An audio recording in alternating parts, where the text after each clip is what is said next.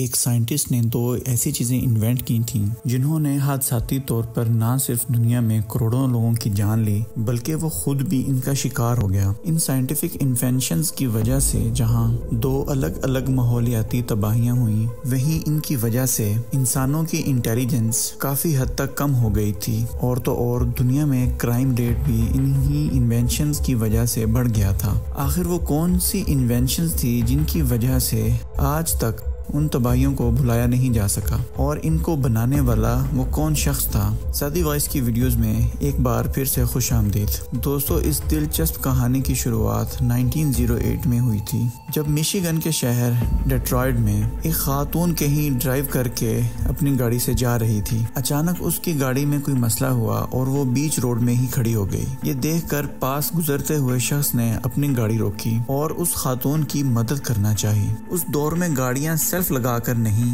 बल्कि एक हैंडल लगाकर उससे स्टार्ट की जाती थी। इस हैंडल को घुमाने के लिए काफी जोर लगाना पड़ता था और ये काम किसी खातून के करने जैसा नहीं था। इसी वजह से वो शख्स आगे बढ़ा और खातून की गाड़ी को स्टार्ट करने की कोशिश की। गाड़ी तो स्टार्ट हो गई लेकिन इंजन ने बैक फायर किया और वो क्रैंक हैंडल जोर से उसके जबड़े पर जा लगा। ये चोट इतनी गहरी थी कि कुछ ही दिनों बाद उसकी मौत हो गई। ये शख्स बायरन कार्टर थे जो खुद कभी एक कार मैन्युफैक्चरर कंपनी के मालिक हुआ करते थे। क्रैंक हैंडल की वजह से ये कोई पहला हादसा नहीं था, लेकिन बायरन कार्टर की मौत ने कार इंडस्ट्री को एक बहुत बड़ा सदमा पहुंचाया। उस वक्त कैडिलैक कंपनी के मालिक हेनरी लीलैंड थे जो कि इस हादसे में मरने वाले बायरन कार्टर के गहरे दोस्त भी थे। अपने दोस्त की मौत पे हेनरी को इतना बड़ा सदमा पहुंचा कि उन्होंने फैसला किया कि वो अपनी कैडिलैक कार्स में इस क्रैंक हैंडल से जान छुड़ाकर ही रहेंगे। हेनरी चाहते थे कि कोई ऐसा सिस्टम हो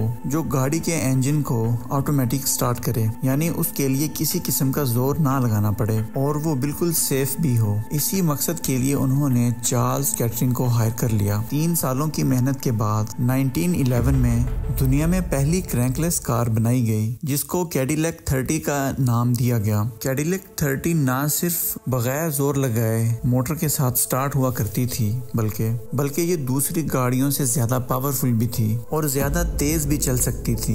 कैडिलैक 30 की ये एक बहुत बड़ी कामयाबी थी जिसकी वजह से कंपनी की सेल में बहुत दुगना इजाफा भी देखा गया। लेकिन इन सब खूबियों के साथ साथ इसमें एक मसला भी था। मसला ये था कि इसका इंजन पुराने मॉडल की गाड़ियों से ज्यादा आवाज करता था। इतनी आवाज के अक्सर लोगों को कानों पे हाथ रखना पड़ता था। अब नॉर्मली इंजन में एक सिलेंडर के अंदर एक पिस्टन लगा होता है। इस सिलेंडर के ऊपर एक स्पार्क प्लग फ्यूल मिक्सचर के जरिए आग लगाता है। आग लगने से सिलेंडर के अंदर प्रेशर बनता है और वो प्रेशर पिस्टन को नीचे की तरफ धकेलता है। कैडिलैक 30 में ज्यादा आवाज की वजह ये थी कि पिस्टन जब वापस ऊपर की तरफ जाता था तो फ्यूल और ऑक्सीजन का मिक्सचर कंबाइन प्रेस होते ही इसमें आग लग जाती थी, यानी इसमें स्पार्क प्लग के आग लगाने से पहले ही आग भड़क जाती थी और यही वजह थी कि इसमें ये एक अजीब आवाज पैदा हो रही थी जिसको इंजन नॉकिंग कहा जाता है। इंजन नॉकिंग की वजह से कैडिलैक 30 की फ्यूल कंजप्शन भी बहुत खराब थी क्योंकि इंजन में फ्यूल और ऑक्सीजन का मिक्सचर अपने टाइम से पहले ही जल जाता था।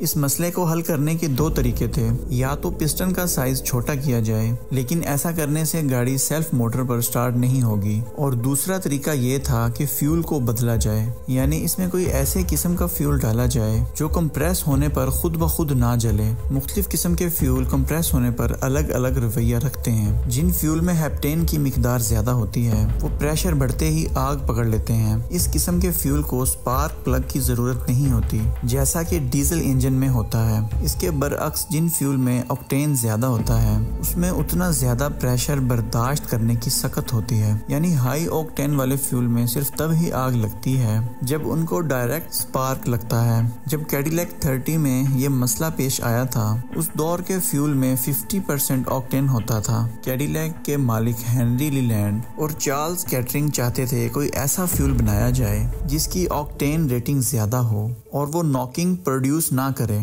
और इसी मकसद के लिए उन्होंने 27 साला इंजीनियर थॉमस मिडली को हायर किया। थॉमस का काम ये था कि उनको मुख्तलिफ चीजें ऐड करके फ्यूल की ऑक्टेन रेटिंग को बढ़ाना था। उन्होंने फ्यूल में कई केमिकल ऐड करके एक्सपेरिमेंट किए, लेकिन किसी से भी फ्यूल की ऑक्टेन रेटिंग पर कोई फर्क न पड़ा। पूरे 5 सालों तक वो नाकाम होते रहे। फिर आखिरकार 1923 में उन्होंने एक ऐसा कंपाउंड तैयार किया जिसने फ्यूल की ऑक्टेन रेटिंग को बढ़ाकर इंजन नॉकिंग का खात्मा किया। ये कंपाउंड था टेट्रा इथाइल लेड, जो ठीक थॉमस मेडली की उम्मीदों पर पूरा उतरा था। ये कंपाउंड फ्यूल में ऐड करने से न सिर्फ इंजन की नॉकिंग खत्म हुई, बल्कि फ्यूल एवरेज और पिकअप में भी खातिर खा इजाफा देखा गया। इस नए फ्यूल को इतनी ज्यादा कामयाबी मिली कि इसको मास लेवल पे प्रोड्यूस करने का फैसला किया गया। थॉमस मेडली ने चार्ल्स कैटरिंग के साथ मिलकर अपने इस नए प्रोडक्ट को एथिल का नाम दिया और इसकी बढ़ती हुई डिमांड को देखते हुए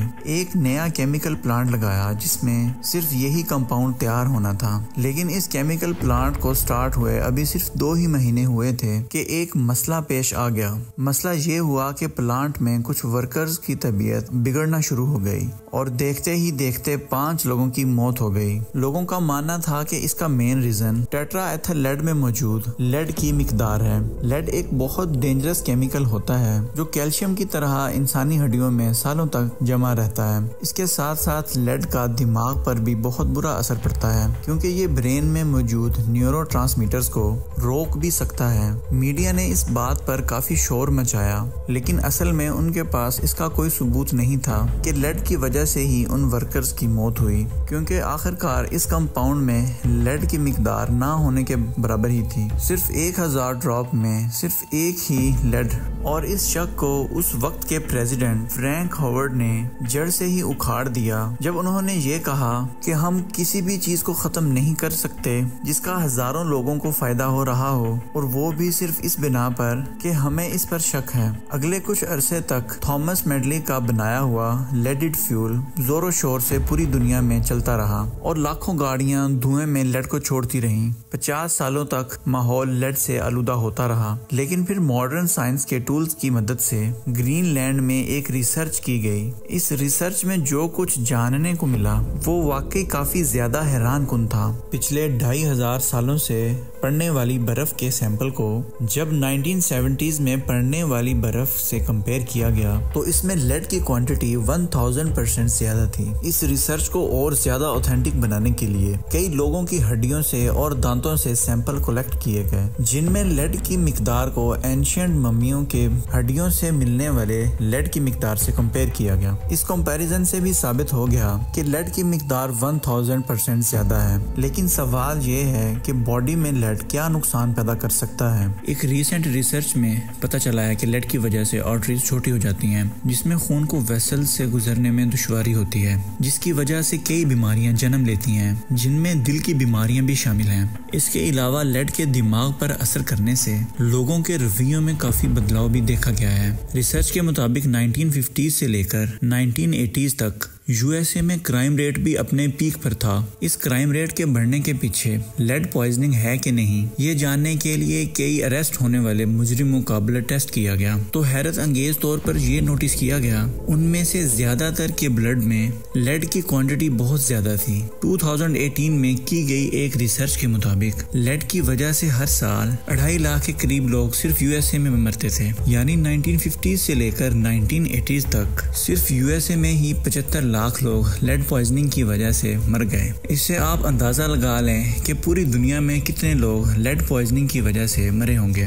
और ये सब थॉमस मेडली के पैदा किए हुए लेडेड फ्यूल की वजह से ही हुआ था। ये सिर्फ लेडेड फ्यूल ही नहीं था जो थॉमस की इजाद थी, बल्कि लेडेड फ्यूल की कामयाबी के बाद इनको एक और प्रोजेक्ट पर लगाया गया था। उस दौर में रेफ्रिजरेटर्स के अंदर ठंडा करने के लिए 2 बहुत ही टॉक्सिक गैसेस इस्तेमाल की जाती थी। थॉमस को ये प्रोजेक्ट दिया गया कि उसको एक ऐसी गैस तैयार करनी है जो ना ही फ्लेमेबल हो और ना ही जहरीली। थॉमस ने रेफ्रिजरेटर के लिए भी एक खास गैस दरियाफ्त की जिसको डाइफ्लोरोमेथीन का नाम दिया गया। इस गैस को मार्केट करने के लिए थॉमस ने सबके सामने वो गैस अपने फेफड़ों में भरी और उससे लोगों को जलती हुई मोमबत्ती बुझा कर दिखाई। थॉमस का एक्सपेरिमेंट फिर से कामयाब हो गया और फिर इस गैस को भरपूर इस्तेमाल किया जाने लगा। लेकिन इस गैस में भी मसला ये था कि ये हवा से भी ज़्यादा लाइट वेट होती है और अगर इसको हवा में छोड़ा गया तो ये आसमान में जाकर स्ट्रेटोस्फेयर में ही रुक जाएगी,